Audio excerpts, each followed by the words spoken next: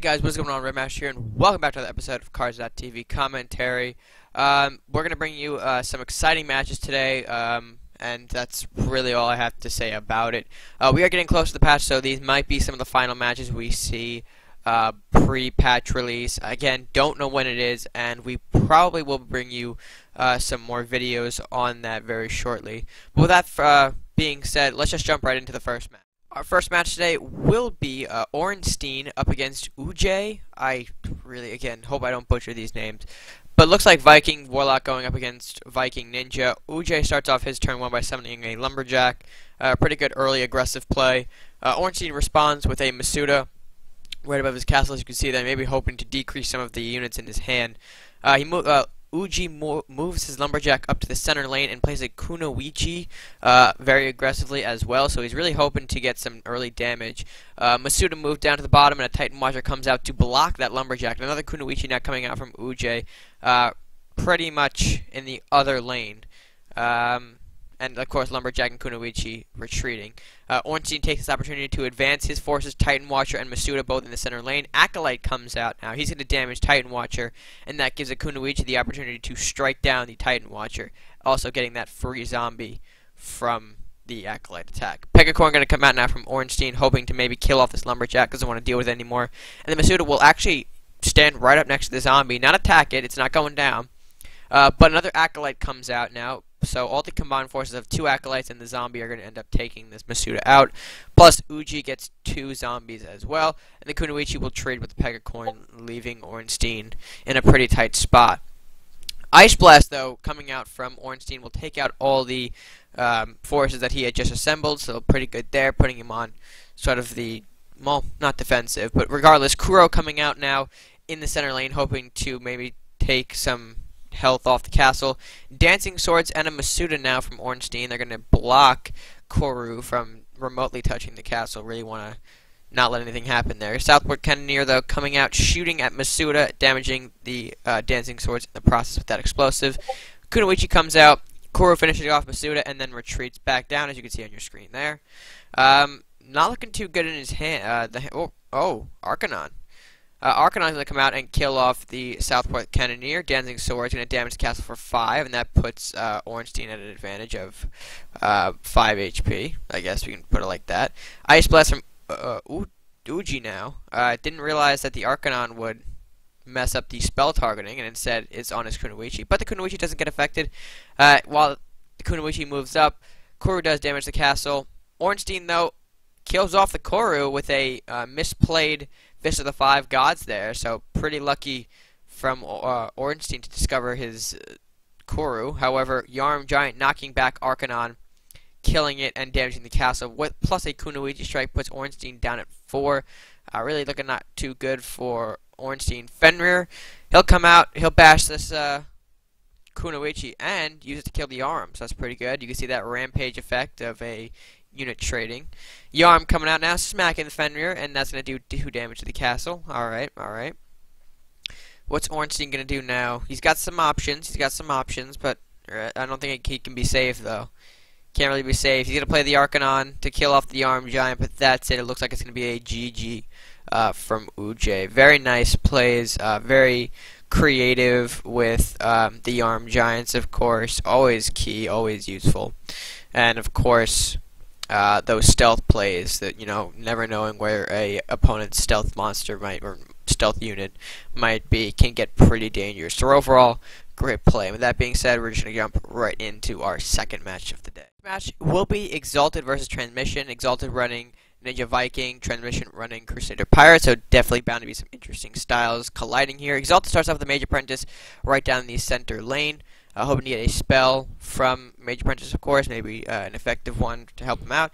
Transmission uses a Metal Bravado to transition into a Behemothra, so we can assume that he's got some sort of monster deck here. And these can get pretty scary. So Mage Apprentice zaps the castle for 1, and the Ice Drake comes out to support him, hoping maybe to kill off that Behemothra, I assume. However, Transmission responds with a second Behemothra, which will kill off the Mage Apprentice in the center lane. Exalted with 4 gold responds with a lunging attack. He's going to use that to, I assume, kill the closest Behemothra. He does that, and he also patient studies that same Ice Drake, so now that bounces back into his hand, draws an additional card to be used at a later time, and does not use the Ice Weaving on the Behemothra, so he's really saving that for the right time. Ramrisk on the center lane, and a Zealous Knight behind the castle for some extra castle health, so now each castle is up at full health. Exalted responds with a Mystic Panda right down the center lane, hoping to maybe smack some face damage. We will see. Transmission, he takes his turn by moving the Ramrisk back above the castle there, and using a Salahar Voyager Serpent Witch combo, Serpent Witch coming from the Salahar Voyager's reduction bonus, to make some sort of aggressive push here. However, Panda shuts down the Serpent Witch with one giant leap, and I guess of the Panda. Ice Weaving freezes the Salahar Voyager, and a Ronin appears in the center lane, hoping to get that 8 face damage with the Ronin's Awaken ability. Transmission responds with a Hassan City Colossus, another Voyager, so we can assume it's a big monster coming out now, and it's a free Kraken. So Kraken will kill off the Ronin without any worries whatsoever, and then Ramrisk moves up 1 tile. Nothing too special there, and the Hassan, of course, has the 1 bonus, 1 attack, 1 movement bonus. Ice Drake from Exalted, with a Dissipate, forces the Kraken back into Transmission's hand. Pretty good move there to buy him some time. Salahar Voyager kills off the Ice Drake. Ramrisk repositions in the center lane. And a Monster Tamer comes out very aggressively, moving 2 tiles up, hoping to get some damage or summon some monsters onto his castle.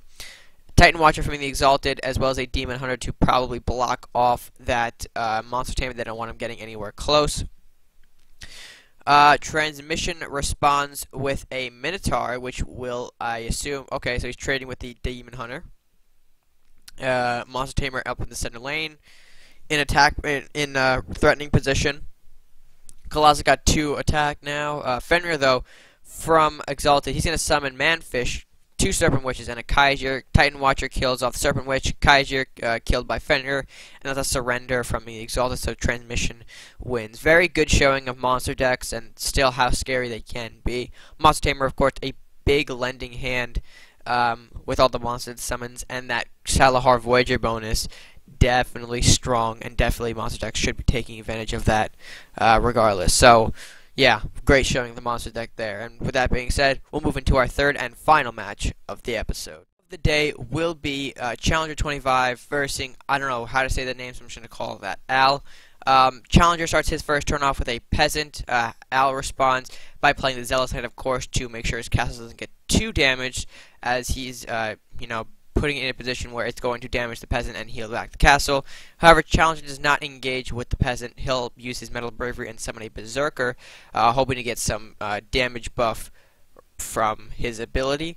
Al responds with a Dwarf Paladin. Dwarf Paladin will knock down the Peasant, and the Zealous will actually heal both the Paladin and damage the Berserker. So pretty good defensive play from Al. However, Challenger uses a Mark of the Fist, so that's going to power up the Berserker, and a Hibernate to even further buff him and take out the Zealous in 1 clear swoop.